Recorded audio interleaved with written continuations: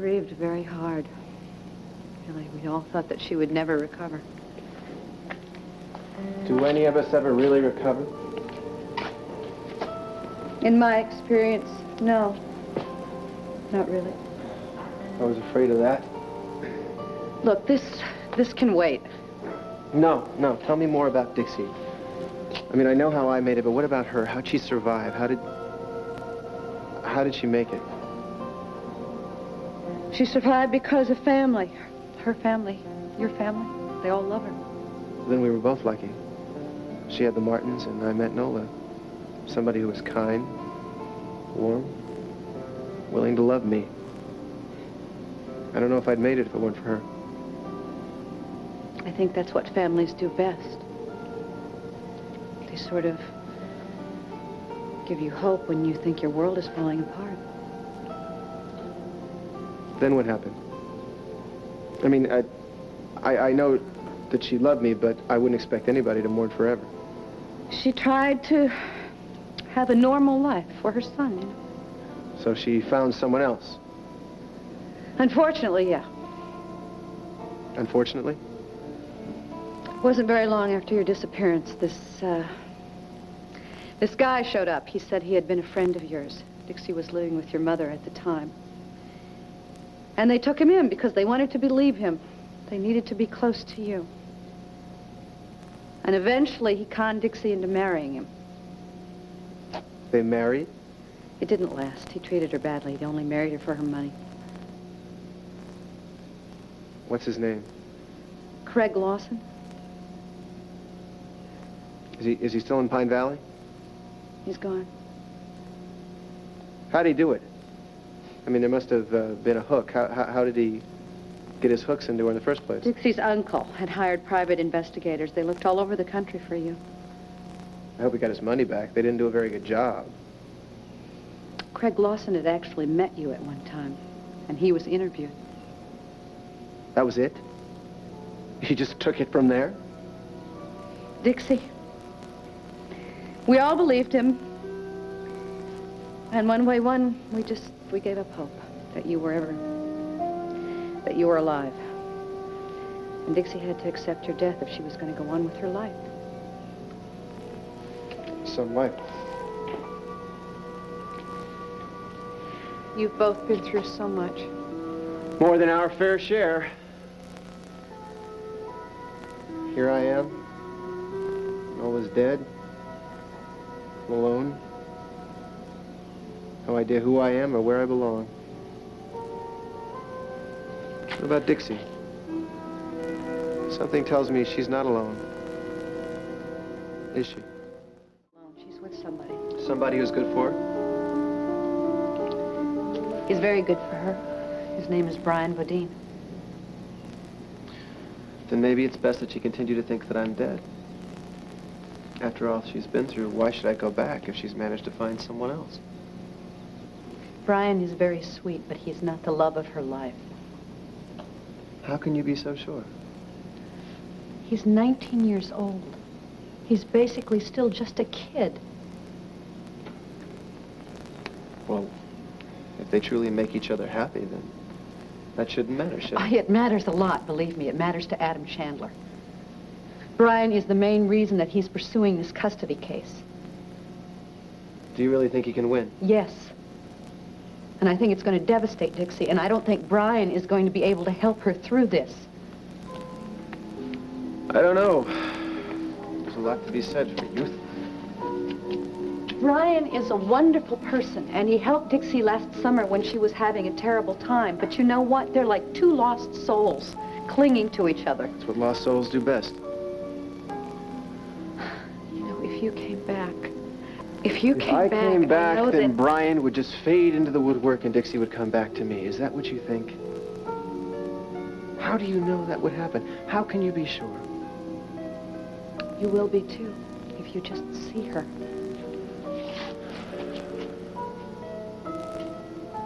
So much has happened. Things have changed. I've changed. Your love hasn't changed. Hasn't it? It hasn't changed for Dixie. Look, Miss English, right now, I can barely remember this girl. And if I try real hard, I can sort of remember loving her once. But if I go back to Pine Valley, I have no idea how I'm going to feel. She needs you. Why should I face her if I can't be sure? You just have to believe that you will be sure. But I'm not. And if I do go back to Pine Valley and you're wrong, all I'll do is cause her more misery. She's had enough already. So have I. Are you saying that you're not going to go back?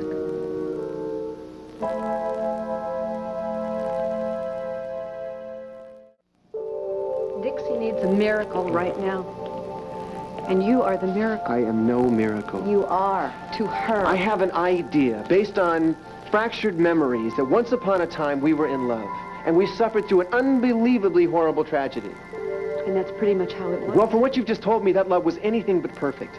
And the tragedy was brought on in large part to my own selfishness and stupid mistakes. You had some misunderstandings. Painful misunderstandings. Painful. And I've had enough of pain. So has she. You know, you're wrong to blame yourself. Maybe. Maybe. But under the circumstances, I think it's best that I just live with my mistakes. Let her go on with her life and do the same with mine. You and Dixie are human. You made mistakes. Who doesn't? But you truly loved each other. And you can make it all right. Doesn't it seem like a love like that deserves a second chance? A lot's happened. It's still happening. That's why she needs you. What she needs is Tad Martin. And Tad Martin is dead. Even to me. I don't believe that. I feel like Ted Orsini now. If you would just come back with me. If you would just come back to And Pine do Valley. what? Pick up the pieces of some life that I barely even remember? You know what? All I've done is tell you about all the problems in your life, and what I haven't done is told you about all the people who love you and who want you back. Would you do it? Would you risk everything you have, everything you know, everything you are, for the sake of love?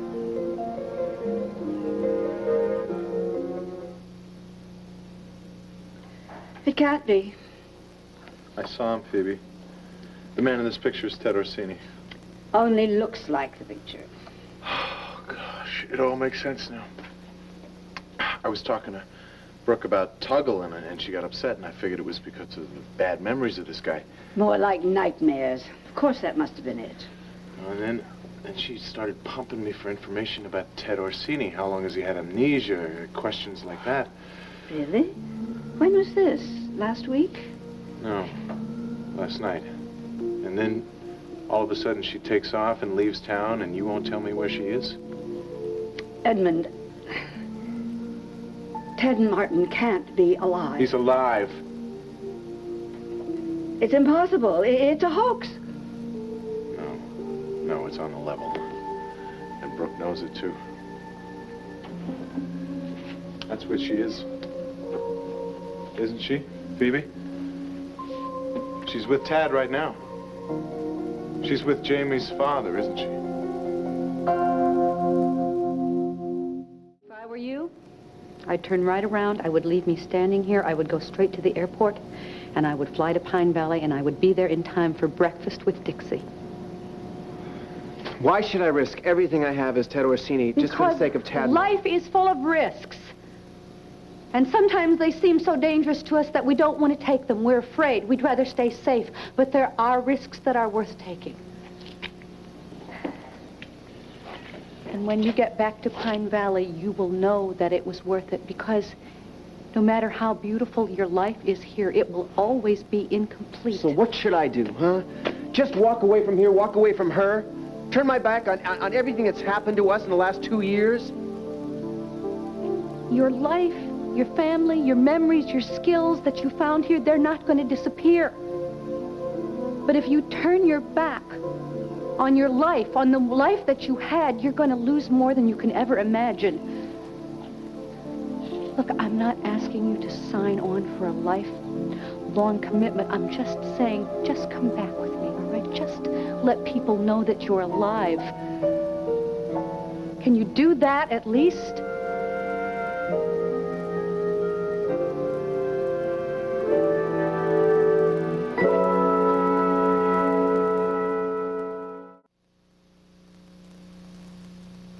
Could I interest you in a glass of wine?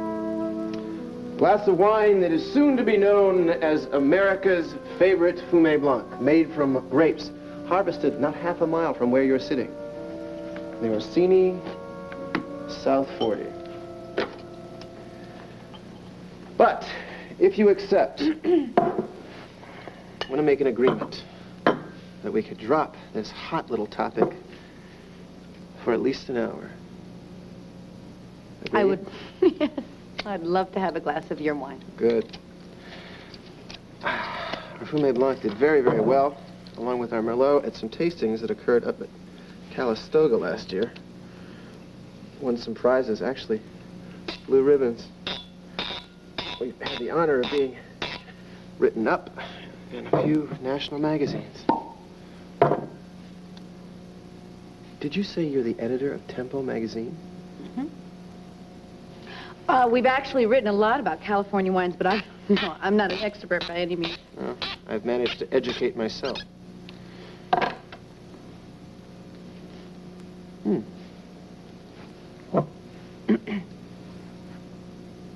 Just smell it and go, Oh. Go. Rosalie has the night off.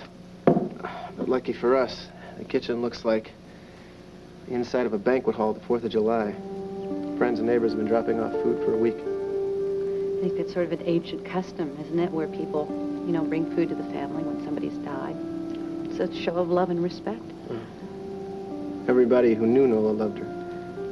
Well, I think it's obvious that they feel the same way about you. Well, in that case, shall we sample the offerings? Oh, I'd like to do that. Do you mind very much if I use your phone? It's late. I need to find a hotel. Why? I'd love it if you'd stay here. I'm serious. I mean, mi casa su casa. I have 2 guest rooms upstairs, 3 down. You're welcome to use or 2 if you're the kind of person that travels with a boatload of luggage. Well, you gave your housekeeper the night off. I thought maybe you might like to be alone. I've changed my mind. Seriously. You'd be welcome. And I'd appreciate it. So I tell you what. You think about it. In the meantime, what do you say we soiree to the buffet? By all means. Après-vous. You would just love to ride into Napa Valley on a white horse and rescue Brooke. Well, the trouble is, Brooke doesn't need to be rescued, nor does she need any extra advice. That's your opinion. And may I further remind you that if my niece or your friend Ted should need or want your assistance, they will call you. The thing that Brooke does not want is to have to deal simultaneously with 2 different men from 2 vastly different times in her life. 2 men she's already over and done with, I might add. Look, this is not about me. It's about Ted and Brooke. I could mediate. Oh, trust me, she doesn't need a mediator. Brooke had a child with this man. Somehow I think she'll find a way to talk to him. Now, I want you to give me your word that you will do nothing to interfere. Your word, Edmund. Okay. Following Brooke to Napa wasn't the brightest idea I've ever had. I will keep out of it. You swear? Yeah. Mind my own business and let the rest of the world do the same, all right? Ah, so there is hope for you yet, Edmund. Now, don't say anything to anyone about Ted Orsini being Tad Martin. Brooke swore me to secrecy before she left, so until she tells you herself, not one word. My lips are sealed. I can trust you. Completely. If you let me down, you'll be sorry. I won't. Good. Good night. Good night, Phoebe. Phoebe. Thanks. You're welcome.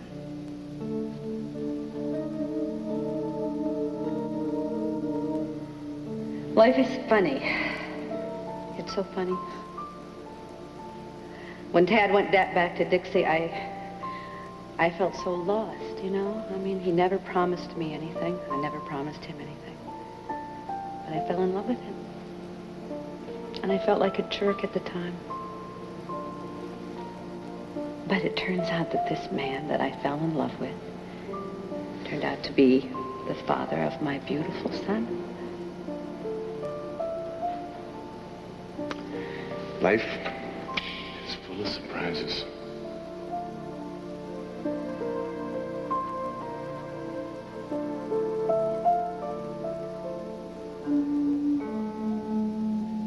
And because of a very lucrative deal we made with our friend Dimitri Merrick, our Cabernet Sauvignon is going to be the most exported wine in all of California. Man's a genius. I swear, he showed us how to double our output and upgrade our equipment at the same time. And the Yorsini Vineyard already leads most of the pack in things like quality control, employment stability rates. Turns out most people like working for my mother almost as much as they like her booze. You really love the wine business, don't you? It's great. It's never boring. It's always a challenge. You know, there are three things that go into making a great wine. One is the grape, the vine itself. Another is the soil, and the third is the climate. The climate is different from year to year. It's a total crapshoot. I mean, it could either make you rich man, or it could break your heart. This was a good year? Excellent. Only to be outdone by next year. You have such confidence, you know? Why not? It doesn't cost anything, and it goes with a job. I'm having fun doing what I'm doing. But enough about me. Let's talk about you. What do you think about me? Uh-huh. Seriously. There's a lot of things I'd like to know about you. Like what? Like? Tell me about your relationship with my friend, Edmund Grey. Edmund is very complex. You think you have him pegged, and he surprises you. He's volatile. He's alive. He's aware. He's a very interesting man. Then you two should have a lot in common. Maybe we had too much in common. Anyway, it didn't work out. You know, he told me once that whatever happened made him ashamed. He felt like a jerk. Is that what he said? Yeah, came right out and admitted it. It's difficult. Yes. I admired him for it. Me too. But I don't have the time or the energy to put up with his bull. Don't get me wrong, there are a lot of people that don't want to put up with mine either. I'm not at a time in my life where I want to be on a roller coaster. I'm settled. Settled? Interesting word. You don't strike me as the grandmotherly type. I am settled. It's comfortable. It sounds sort of fuddy-duddy, doesn't it? No, not at all. There's a lot to be said for being comfortable. Not much to be said for being fuddy-duddy, huh? There was a time in my life I wanted to have it all, but I'm more realistic now. I mean, you know, all right, I have dreams about happily ever after, but... It's so strange. I had the same conversation with Edmund in Pine Valley. I can see you two together. I'm sorry it didn't work out. So am I. But whatever parted us can't be undone. We split in a million little pieces, and we can't put it back together. Lord. What's over is over. You always said that. Really? Did you always eat like a water buffalo? You know, if my love life were as healthy as my appetite and my work and my family, I really could have it all. Your family? That's right. Edmund said something about you having a child. Yes, I have a beautiful little boy.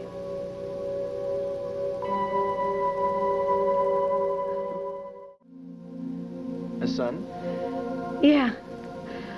He's a real little go-getter. He's got Beautiful dark hair, big dark eyes. I'll bet you're a wonderful mother. I try.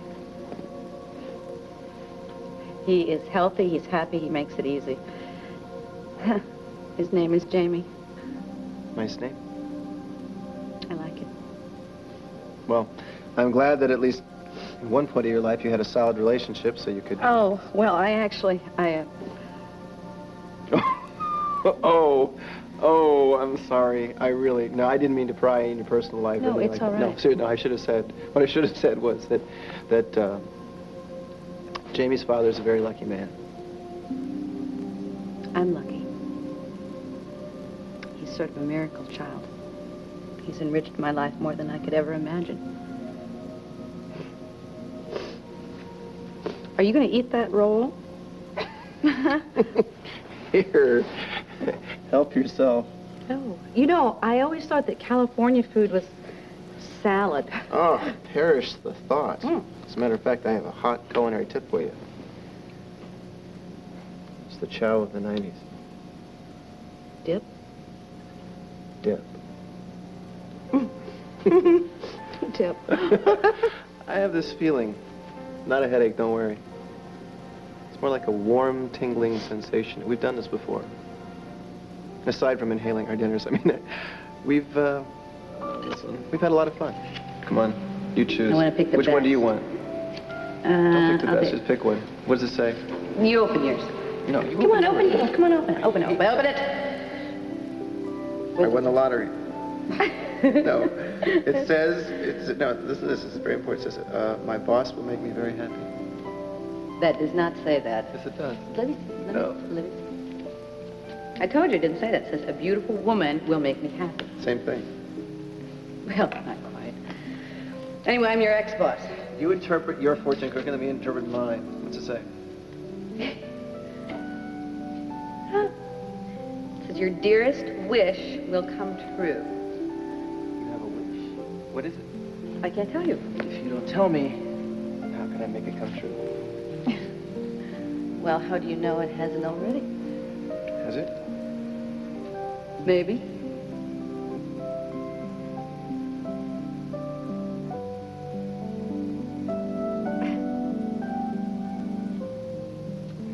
Yeah, we have had fun like this. Had a lot of times like this. Finish? You. Here. Let me propose a toast.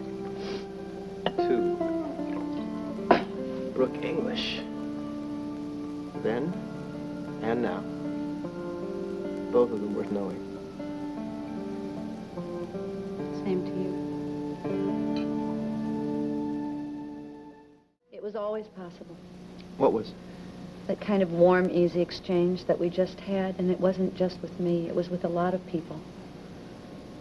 I mean, it was in Ruth and Joe's kitchen, in Myrtle's den, in Cortlandt Manor. People who love you, people who know you, people who watched you grow up. Sounds like Pine Valley was Mecca. No, it's just a one-horse little town with its own share of good and bad people. But it's home. Your home? And yours. Why don't you feel you can go back? Why do you feel that you can't go back? I mean, you said that you felt alone here without Nola, and I can guarantee you that at least 20 people in Pine Valley will welcome you with open arms because they love you. You will change their lives. And they would change mine. Only for the better. How do you know that? They would treat me as Tad Martin, like somebody that I was. And from what you told me, I don't know that I even like the guy. Maybe Tad Martin is better off dead. And Ted Orsini is definitely better off staying right here in California. When I first showed up in Pine Valley with Nola, I started having anxiety attacks. Out of the blue.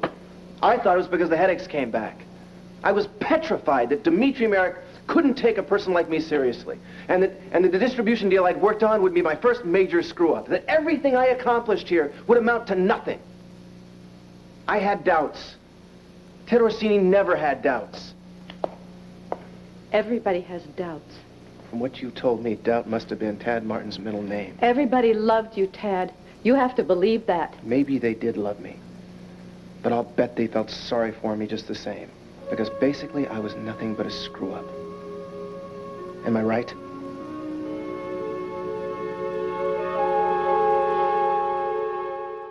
Did Tad ever go to school? Was there ever any thought of a career? A career is not the only way that you measure a man's worth. Maybe not. But the man that I was a deadbeat. And if anybody wants me back in Pine Valley, it's because I owe them money. All right. Okay, fine. Fine. I'm really a loan shark. And when I get a chance, I'm going to break your kneecaps. I'm going to drag you back to Pine Valley. You were so special. All right, you know, you hadn't found your way. Which is a nice way of saying that I was a loser. A loser. And no matter how kindly you put it, that's Tad. You were not a loser, Tad. All right, you bounced around a while. Everybody does it. Do you think I started out as the editor of a magazine? Of course not. But you finally made something of yourself. You got somewhere. God knows where Tad Martin would be right now if he'd continued to bounce around the East Coast. I know exactly where you would be. Before you disappeared, you were beginning to make something of yourself. You... As what? As a private investigator. You're kidding. Must have lasted about a week. It lasted a whole lot longer than that. And the man that I knew he wasn't shallow enough that he would measure somebody's worth by whether they were financially successful or not. I mean, people loved you, Tad, because you were you. Not because of what you did for a living. And your success didn't matter to anybody except you. You were trying to prove something. And you were well on your way until Billy Clyde stepped in. And all you have to do is look around and see that you have proven it. This is it. This is the evidence. This is you. And this is what you can take home. Don't you think it's time to come home?